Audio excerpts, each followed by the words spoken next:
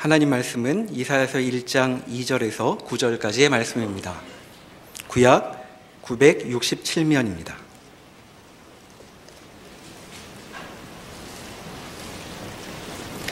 하늘이여 들으라, 땅이여 귀를 기울이라. 여호와께서 말씀하시기를 내가 자식을 양육하였거늘 그들이 나를 거역하였도다. 소는 그 임자를 알고 나귀는 그 주인의 구유를 알건만은 이스라엘은 알지 못하고 나의 백성은 깨닫지 못하는도다 하셨도다.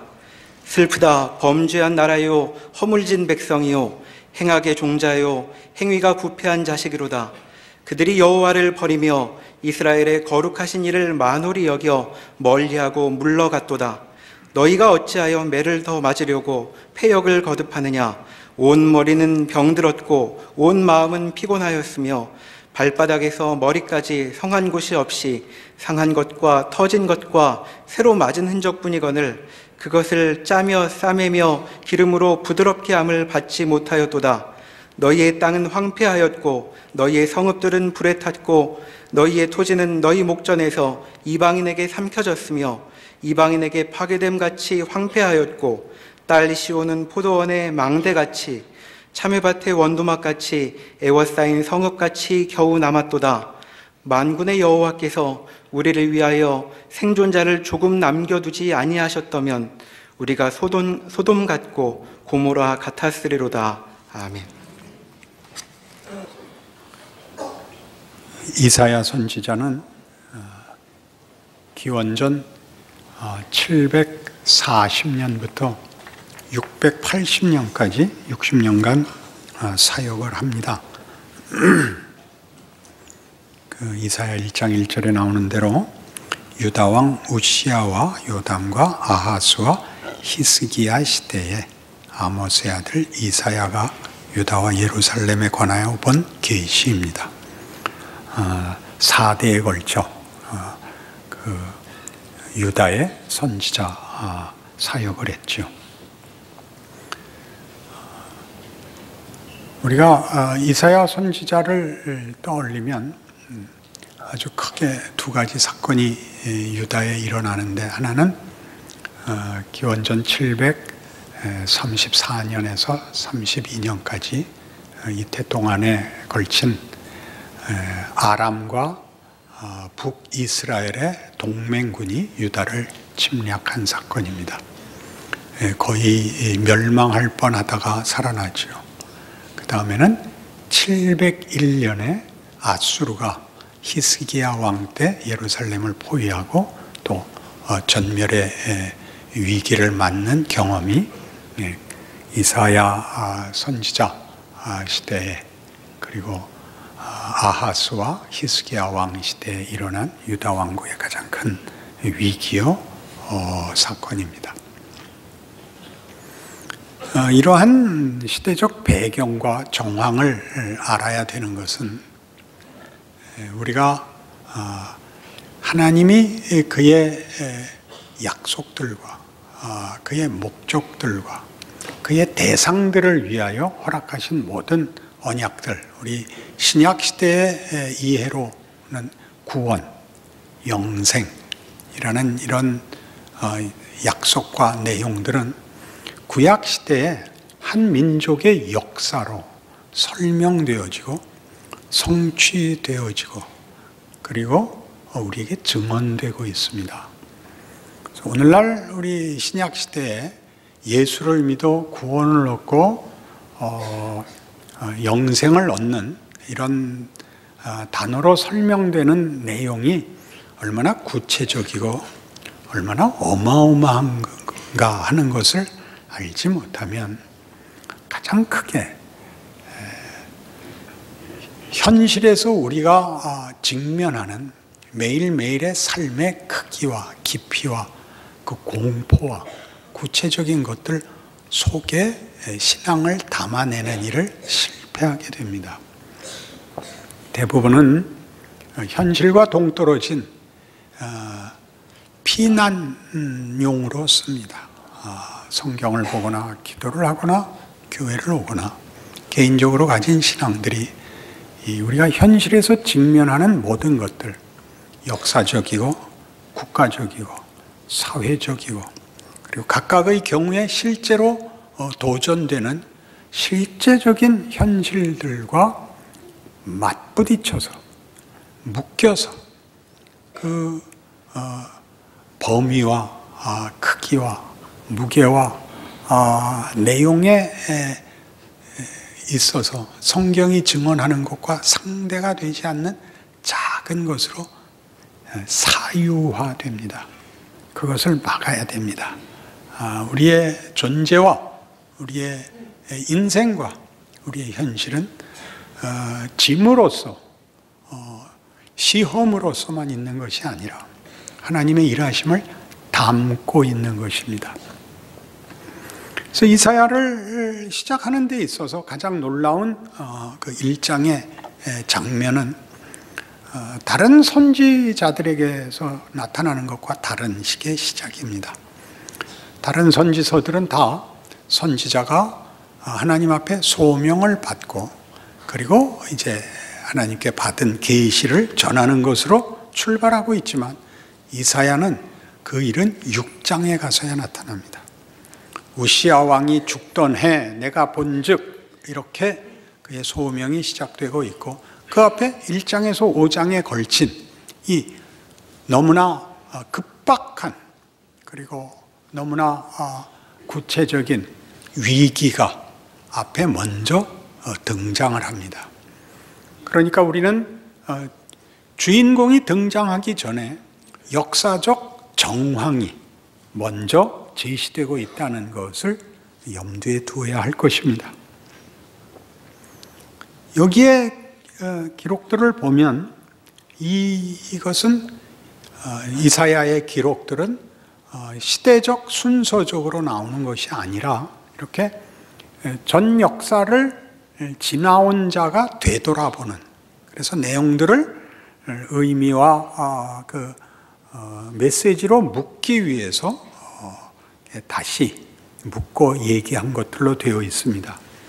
그래서 우리 이사야 1장에 나오는 7절에 너희의 땅은 황폐하였고 너희의 성읍들은 불에 탔고 너희의 토지는 너희 목전에서 이방인에게 삼켜졌으며 이방인에게 파괴됨 같이 황폐하였고 딸 지어놓은 포도원의 망대같이 참외밭의 원두막같이 에워싸인 성읍같이 겨우 남았도다 라는 것은 아까 얘기한 그 두 가지 사건에서 일어났던 일입니다. 아람과 에브라임의 동맹군이 쳐들어와 예루살렘을 포위했을 때 일어났었던 황폐, 그 다음에 또 하나는 701년에 일어났던 아수르의 공격 앞에 고립무원이 됐던, 그래서 황폐화됐던 예루살렘의 포위 경험이 여기에 이미 1장에 제시되고 있습니다.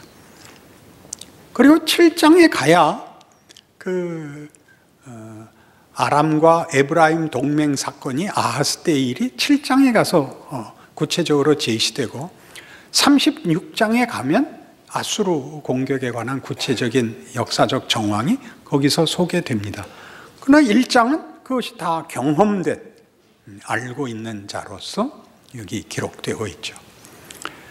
이것은 그것이 하나의 역사적인 사건이고 위기였고 그것을 어떻게 해결했는가의 목적이 있는 것이 아니라 그 사건들을 어떤 시각에서 볼 것인가, 그리고 그 해결은 또 어떤 의미를 가지는가 라는 차원에서 이사야 선지자의 이 글들이 남겨져 있는 것입니다. 그러니 우리는 이 일을 다만 아람과 에브라임의 동맹군 앞에 당했던 위기와 해결 혹은 극복, 또는 아수르의 공격의 위기와 어려움, 그리고 그 극복, 이런 문제와 해결의 방식으로 역사를 읽을 것이 아니라 지금 오늘 1장에서도 당장 나오는 것 같이 하늘이여 들으라 땅이여 귀를 기울이라 여호와께서 말씀하시를 내가 자식을 양육하였거늘 그들이 나를 거역하였도다 라는 역사가 일어난 것으로 원인과 결과를 꽤 맞추는 식의 이해가 아니라 이런 주인이 있고 의지가 있고 감정이 있고 분노가 있고 소원이 있고 하는 더 큰 주체가 있다는 사실 속에서 역사를, 특별히 이스라엘 역사를 읽기를 요구한다는 것을 알아야 됩니다. 그리고 이스라엘 역사는 다 이제 신약 시대에 이르러 모든 교회와 모든 신앙인들의 역사적 유산이 됩니다. 그것은 일어났던 일이고 반복적으로 아직도 일어나고 있습니다. 그 위기, 하나님의 이 약속, 교훈, 그리고 하나님의 기쁘신 뜻, 우리의 선택, 이런 것들은 반복적으로 다시 모든 역사의 인생에게 주어지고 있죠. 우린 간략하게 이스라엘 역사를 훑어볼 필요가 있습니다. 우리는 바로 전에 사사기를 끝냈습니다. 사사기의 마지막은 이것이었죠. 그때는 왕이 없어서 사람들이 각각 자기 소견에 옳은 대로 행하였더라. 이렇게 끝났습니다. 왕정이 되면 좀 나았을까? 이런 의문을 남기죠. 그리고 왕정에 관하여 기록한 것이 열왕기와 역대기입니다. 그 모든 것이 실패합니다. 우리는 이미 신약시대 성도들은 당연히 이스라엘이 멸망했다는 사실을 알고 있습니다. 북왕조 이스라엘은 722년, 기원전 722년에, 남왕조 유다는 기원전 586년에 망합니다. 이스라엘은 아수르에게, 남왕조 유다는 바벨론에게 망합니다. 그리고 아수르는 바벨론에 망하고, 바벨론은 페르시아에 망하고, 페르시아는 그리스에 망하고, 그리스는 로마에 망합니다. 그 역사를 알고 있습니다. 그 속에 지나가 버린 역사가 가지는 의미, 그것이 다만 하나의 사건, 지나간 결과가 아니라 하나님이 거기서 무슨 말씀, 거기서 무슨 뜻을 우리에게 알리려고 한다는 사실에서 우리는 이사야를 조심스럽게 읽을 수밖에 없습니다. 왕정으로 들어오면서 우리가 사사기의 말미에 얘기한 것처럼 왕은 하나님의 뜻을 시행하는 매개자의 지위를 가지는 것이었다를 다시 한번 기억하셔야 됩니다.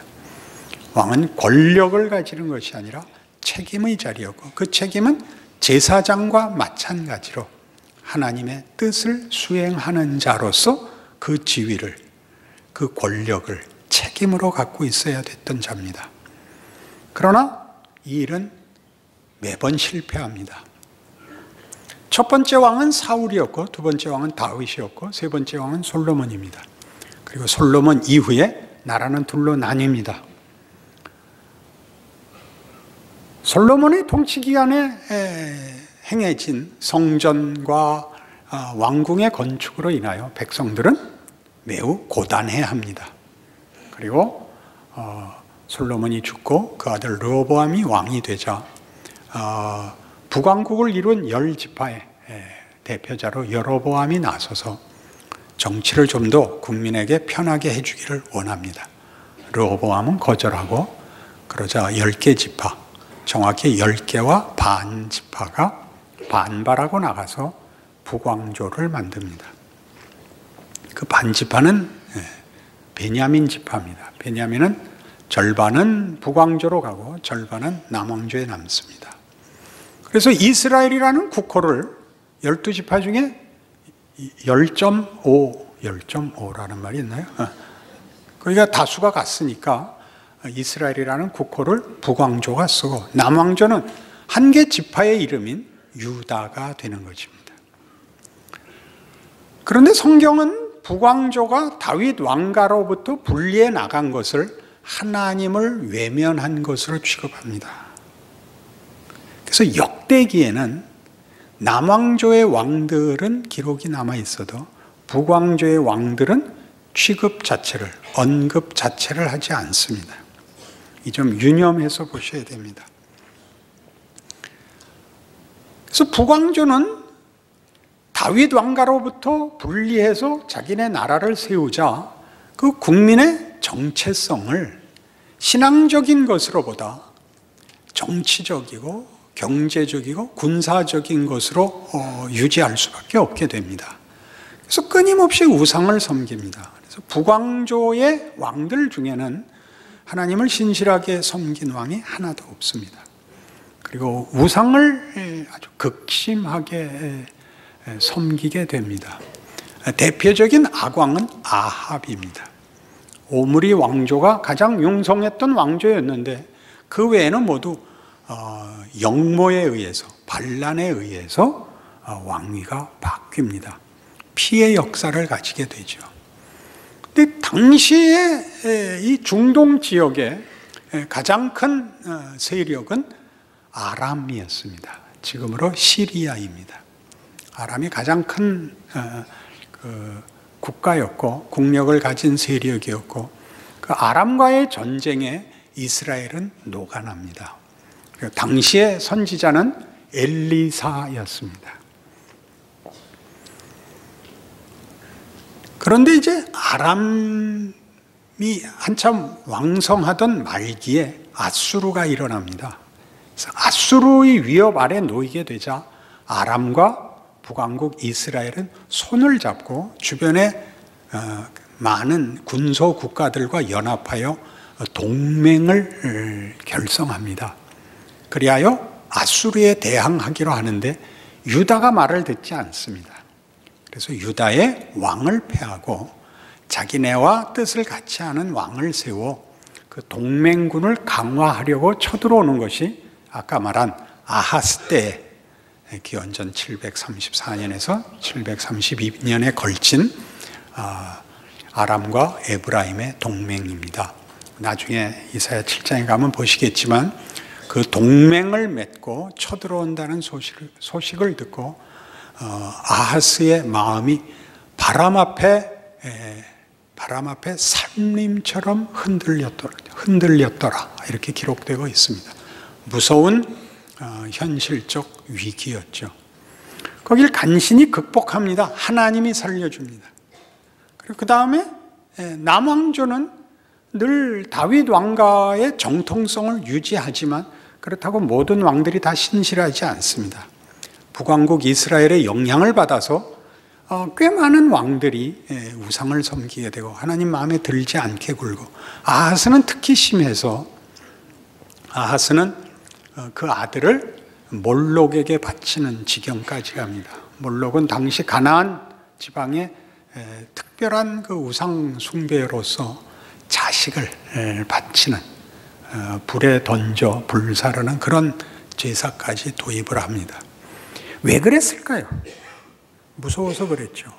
왜냐하면 아하스가 재위하던 731년에서 715년까지 그가 왕위에 있었는데 722년에 북왕국이 멸망하거든요. 몹시 겁이 났을 것입니다. 그리고 하나님을 섬기는 일이 실패하는 첫 번째 이유는 가장 크게 하나님의 뜻과 우리의 소원이 늘 다르기 때문입니다. 우리는 매우 보이는 것과 현실에 집착하고 있고 하나님의 꿈은 더 원대합니다. 더 깊습니다. 우리 자신의 영광과 명예를 목적하고 있습니다. 하나님이 창조하신 하나님의 형상을 만드시려 하고 우리는 매우 쉽습니다. 여러분 늘 기도하다시피 많은 것 바라지 않고 그래서 남에게 손가락질 받고 않고 살게만 해주시면 제가 모든 걸 하겠습니다. 하나님이 노하시고 하나님이 분해하십니다. 그게 우리가 현실에서 겪는 것입니다. 그래서 이 이사야서에서 우리가 만나는 이스라엘의 이 시기는 말기에 가고 있습니다. 북왕조는 이사야가 활동하던 시기에 망할 것이고 망하고 유다는 그 후에 곧 망할 것입니다. 하박국 선지자는 좀 더 뒤에 BC 609년에서 590년대까지 활동을 했기 때문에 하박국 선지자는 이따 보겠지만 좀 더 멸망에 접근되어 있는 자리에 갑니다. 이런 일들을 통해서 성경이 우리에게 하고 싶은 이야기는 그러니까 이런 현실들을 극복하기 위해서 우리가 보통 하는 이야기, 그러니까 하나님께 순종하고 잘 믿어서 어려운 일 당하지 말고, 어려운 일을 당하거든 빨리 회개하고 빨리 용서를 구해서 형통한 길을 가라. 이렇게 간단하지 않다는 것입니다. 이 말을 알아들을 수 있을까요? 우리가 잘한 것이 없는 것이 사실이고 이스라엘이 멸망당한 것이 그들의 선택에 의한 것은 사실이지만 이사야 선지자를 비롯해서 구약 기록의 가장 중요한 내용은 잘잘못보다 큰 하나님의 일하심이 있다는 것을 자꾸 우리에게 가르치려고 합니다. 우선 대표적으로 우리가 보통 하는 판단식으로 잘하면 복받고 잘못하면 벌받는 것이라면 사실 시간은 필요가 없습니다. 시간이 길면 지난번에 잘했을 때 그냥 끝장내고 하나님이 천국으로 부르셔야 제일 좋습니다. 그렇지 않습니까? 승리했을 때 불러가시면 다행인데 승리하고 난 다음에도 놔두면 그 승리를 계속 연장할 수 없는 게 우리 인생의 실력입니다. 안 그렇습니까? 그러니 하나님께서 왜 시간을 두시는지 그리고 우리에게 선택권을 주시는지 그것을 풀지 않으면 구약 역사를 그리고 우리의 현실을 이해할 수가 없습니다. 우린 사사기 내내, 사사기가 한 200년은 그랬던 것으로 기억하는데 그 200년 내내 이스라엘이 못난 짓을 하는 걸 허락하십니다. 그땐 이런 예를 들었죠. 탕자의 비유와 흡사하다고. 나가겠다 그러자 나가게 하십니다. 달라는 재산 주십니다. 왜 하나님은 그렇게 하실까요? 거기서 하나님은 우리에게 기회를 주시고 선택하게 하시고 우리의 선택이 결과하는 걸 보게 하십니다. 그건 우리가 잘못한 것의 결과입니다. 역사는 그런 거죠. 잘못해서 그렇게 된 겁니다. 그럼 잘못해서 그렇게 됐으니 다음엔 잘못하지 말고 잘해서 좋은 걸 얻자. 그러면 이 세상에 유토피아가 옵니다. 세상엔 천국이 없습니다. 그건 하나님이 만들어서 나중에 주실 것입니다. 그럼 없는 세상은 왜 살게 하는가? 우리가 가진 선택이, 우리가 가진 자유가 무엇인가 보라고 합니다. 하나님을 외면할 자유까지 주십니다. 얼마나 무시무시합니까? 우리의 소원은 그렇게는 싫다 아닙니까? 그럴 필요 없지 않습니까? 여러분 이제 목사가 되면 기도를 이렇게 해요. 하나님, 오늘 내가 설교할 때 하나님이 나를 주장하셔서 저는 없애주시고 오직 하나님의 기계로 사용해 주십시오. 그렇게 안 한다니까. 무슨 소리냐? 네가 하고 싶은 대로 하라. 그래도 햇소리 하면 어떡해? 그럼 욕먹어야지. 여러분들이 계속 기도가 뭐죠? 성령이 오셔서 생각할 필요 없이 잘해서 고난 없게 해주십시오. 그럴 수는 없다. 고난은 당해야 된다. 왜? 네가 선택해라. 네가 결정해라. 그래서 거기서 커라. 그게 역사입니다. 인생입니다. 하나님이 우리에게 주신 고유한 권리고 책임입니다. 그렇게 따지면 무슨 일이 생기는가? 잘못한 것으로 일어나는 재앙이 끝이 아니라는 이야기를 찾아낼 수 있습니다. 사사기가 있고 열왕기가 있고 선지서가 있고 망한 이스라엘 어디까지 망했죠? 다 흩어졌던 지난 2000년이 있습니다. 지금은 돌아와 자기 나라를 회복하고 지금 또 이상하게 굴죠. 그 모든 것까지 하나님이 우리에게 준 기회요. 그것으로 끝내지 않는 운명으로 개입하시고 간섭하시고 일하십니다. 그 둘이 어떻게 묶이는지를 알지 못하면 우리는 예수를 믿는다는 말이 무슨 말인지 현실적으로 전혀 이해할 수가 없게 됩니다. 그건 도망와서 하는 기도에서만 나타나게 됩니다. 하박국 2장으로 가봅시다. 하박국 1장으로 갑시다. 하박국 1301페이지입니다.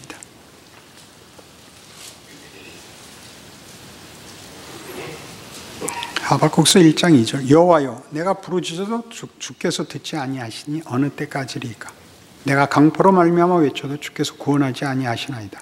어찌하여 내게 죄악을 보게 하시며 폐옥을 눈으로 보게 하시나이까. 겁탈과 강포가 내 앞에 있고 변론과 분쟁이 일어났나이다. 이러므로 율법이 해이하고 정의가 전혀 시행되지 못하오니 이는 악인이 의인을 애워쌌으므로 정의가 굳게 행하여 지민이다. 하박국의 그 비명은 이겁니다.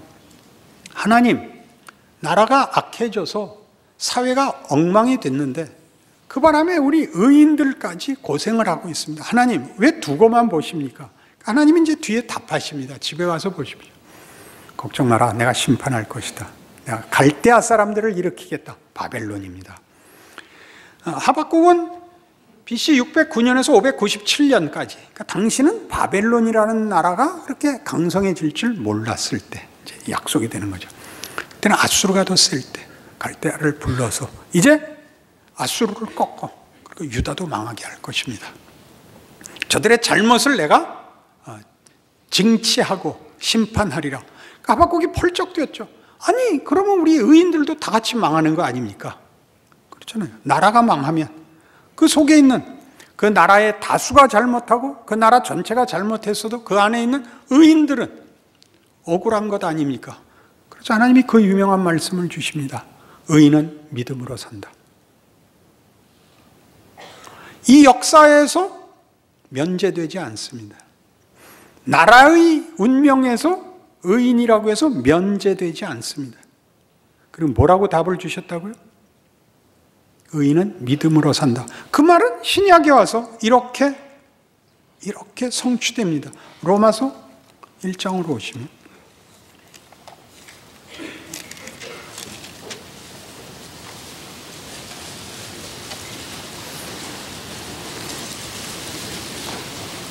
로마서 1장 16절 내가 복음을 부끄러워하지 아니하노니 이 복음은 모든 믿는 자에게 구원을 주시는 하나님의 능력이 됨이라. 먼저는 유대인에게요 그리고 헬라인에게로다. 복음에는 하나님의 의가 나타나서 믿음으로 믿음에 이르게 하나니 기록된 바 오직 의인은 믿음으로 말미암아 살리라 함과 같으니라. 여기 나옵니다. 여기 인용되죠. 뭐였죠? 역사적 정황이 걱정 마라. 이 불의한 나라, 이 악한 사회 내가 심판한다. 아이고 하나님, 그럼 우리 의인들은 어떻게 됩니까? 의인은 믿음으로 산다. 믿음이란 뭘까요? 우리가 아는 모든 원칙, 인과관계, 보상, 이해 이런 것보다 큰 거다. 어떻게 크냐고요? 망하는 것이 손해가 아니다. 십자가로 예를 들면 죽으면 끝이 아니다. 그래서 우리가 알고 있는 우리 세상에서의 우리가 저지른, 우리가 자초한 재앙, 그 재앙이 재앙으로 끝나지 않는다. 우리 선조가 먹은 선악과, 그래서 실패한 이 창조 세계, 그렇게 끝나지 않는다. 우리가 구원을 어디서 받죠? 이 타락한 창조 세계 속에서 구원을 받습니다. 재창조는 창조 세계 속에서, 창조가 취소되고 다시 되는 게 아니라 창조 속에서 재창조가 일어납니다. 창조를 완성하는 것으로 등장합니다. 기독교 신앙의 최고의 위대함이 뭐냐? 최고의 위대함이 뭐냐? 능력이라는 거죠. 예수로 증언한 능력. 어떤 능력? 여기에선 아무것도 남는 것이 없고 이것으로는 아무것도 유익을 볼 것이 없는 그것을 뒤집어 우리와 하나님의 뜻에 맞게 넉넉하게 쓰실 수 있다고 합니다. 그게 믿음입니다. 믿음은 매달리는 게 아닙니다. 그건 하나님이 그리 하시는 하나님의 특별한 능력인 것입니다. 그러니 구약 이스라엘이 멸망한 것으로, 포로가 되는 것으로 모든 인류에게 복음이 넘친 것 같이, 그리고 역사가 가지는 인과 법칙에 의하여 운명을 결정하는 게 아니라 그 난리, 재앙, 그 멸망, 그 비극 속에 하나님이 그의 일하심과 그의 뜻과 목적을 그 속에서 키우고 계시다는 것을 발견하는 것이 기독교 신앙인만이 가지는 눈이다 이겁니다. 아시다시피 역사는 의식이 없습니다. 그리고 역사는 의지도 없습니다. 그렇죠? 역사학자들의 공통된 견해가 뭐죠? 왜 그때 일이 이렇게 됐는지 이유를 모르겠다입니다. 근데 안 하고 된 건 없죠. 왜 그리 갔을까? 왜 그랬을까? 모르죠. 그러나 일어난 일입니다. 일어났기 때문에 어찌할 수가 없습니다. 변경할 수도, 취소할 수도, 우길 수도 없죠. 일어난 일인데 그것 어느 거 하나 하나님이 외면하시거나 하나님이 개입되지 않은, 하나님이 쓰지 않는 그런 경우는 없답니다. 어떤 시간, 어떤 공간도. 그러니 이제 우리는 여기에 섭니다. 예수를 믿는다는 게 무엇인가? 우리가 겪는 모든 현실, 우리가 속한 정황, 자기 나라, 자기 백성, 자기 시대, 그거 손해보지 않는다 그럽니다. 그게 믿음입니다. 신앙생활을 내가 이해할 수 없는 모든 것으로부터 도망가는, 그래서 축소시키는 것이 아니라 하나님이 여러분을 붙잡아 둔 정황 속에서 하나님의 사람으로 믿음을 가지고 덤벼드십시오. 고치려고 들 필요가 없습니다. 여러분 자신은 믿음을 가진 자입니다. 하나님이 이것으로도 뭐든지 할 수 있다. 복음서에는 그 경우가 2번 나옵니다. 세례 요한이 요단강에서 세례를 베풀자 바리새인들도 따라 나옵니다. 요한이 이렇게 그들을 조롱하고 위협합니다. 독사의 자식들아, 누가 너희더러 회개하여 임박한 진노를 피하라 하더냐. 속으로 너희가 아브라함의 자손이라고 생각지 말라. 하나님이 능히 이 돌들로도 아브라함의 자손이 되게 하실 수 있으리라. 그 말이 무슨 뜻인지 알아야 돼요. 욕하고 꾸짖는 얘기 정도가 아니죠. 이 돌들로도 아브라함의 자손이 되게 하실 수 있으리라. 한 번 더 나옵니다. 예수님 이제 죽으실 각오를 하고 예루살렘에 입성하십니다. 모든 사람들이 그를 해방자로, 구원자로 이해하고 환영합니다. 호산나 찬송하리로다 주의 이름으로 오시는 이여. 옆에 섰던 바리새인들이 반대합니다.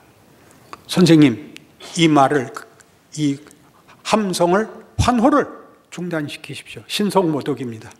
예수님이 이렇게 대답하시죠. 저들이 입을 다물면 돌들이 소리하리라. 그런 말들이 갖는 의미를 아시겠습니까? 돌 여러분,